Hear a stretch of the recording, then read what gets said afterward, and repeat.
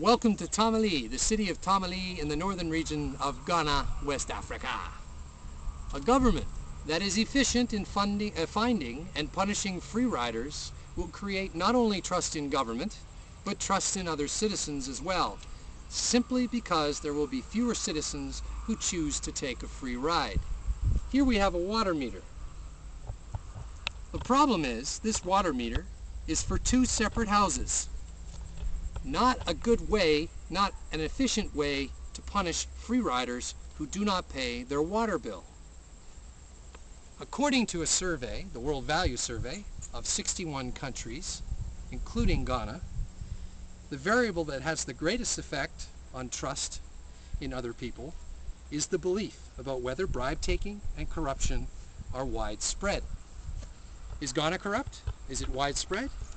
Well, I think the answer is yes. According to Transparency International, Ghana gets a score of 3.9 out of 10, while Sweden, a less corrupt country, gets a score of 9.3 for 2002. In fact, Ghana's corruption has worsened to a score of 3.3 in 2003. So, given this information, do Ghanaians trust other people?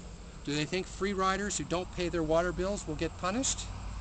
Well, let's take a closer look at free riders who don't pay their water bill. Before I arrived in this house, the previous Canadian tenant, there's the house, was approached by the family next door that has the satellite dish to pay for the arrears in water. She, coming from Canada, trusted this family in believing that her house, and not theirs, was responsible for the arrears. So she decided to pay for the arrears even though she didn't know. She trusted that it was the problem of her house. And she also paid the family next door every month for her water, not knowing that she should have paid the Ghana Water Company directly. She trusted that the Ghanaian family would use those payments to solve the problem of the arrears. Well, with Ghana having high levels of corruption and low levels of punishing free riders, as noted by the problem with the meter being connected to two houses, what do you think happened? To repeat, a government that is efficient in punishing free riders will recreate not only trust in government, but trust in other citizens as well. Ghana, in my opinion, is not in this situation with the Ghana Water Company, and as a result, the family next door did not pay their portion of the arrears. So, last week, the Ghana Water Company came to my door and presented me with a water bill for $160 US in arrears, with a member from the family next door expecting me to pay these arrears for his portion of the water bill. And I might add, it's a family of 5 that lives in that house.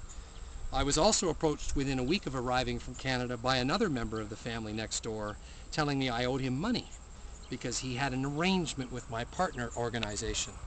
He didn't know that I'm now with a different partner organization. So here we have 2 examples of how low levels of trust and low levels of punishing free riders and high corruption lead to predatory behavior where some Ghanaians take advantage of high levels of trust that some Canadians have, where in Canada corruption and government inefficiency is much lower and is certainly not pervasive like it is in Ghana. When I told the Ghana Water Company that I've only been here 2 months and that the family next door is in arrears, not me, the Ghana Water Company cut off my meter. And as you can see, it's cut off, severed from the line. To end this saga with an interesting twist, the CUSO Ghana office has sent me Canadian taxpayer funds to pay for the arrears incurred by this Ghanaian family. The CUSO Ghana office is run by a Ghanaian. In fact, there's no Canadians in the 2 positions responsible for taking care of cooperants. Not a Canadian.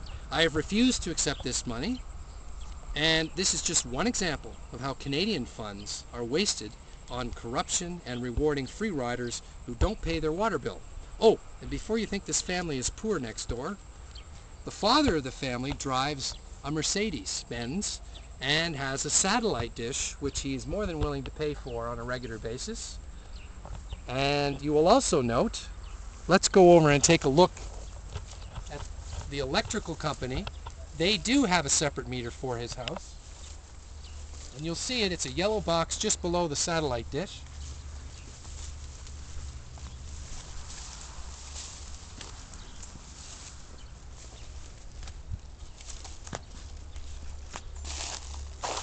It's right over there. And then you can get me back here.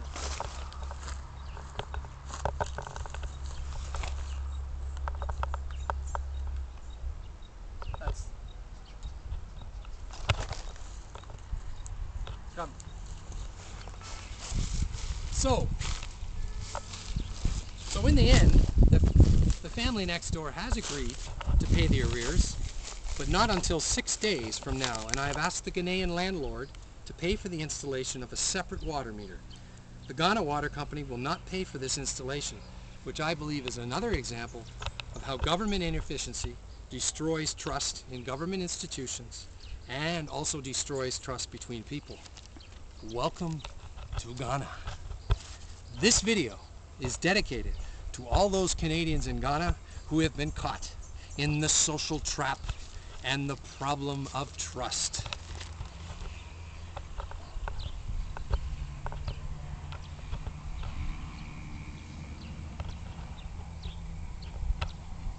Kill it. Good. And what's the time on it? Wait, is it off? It's recording, right? Press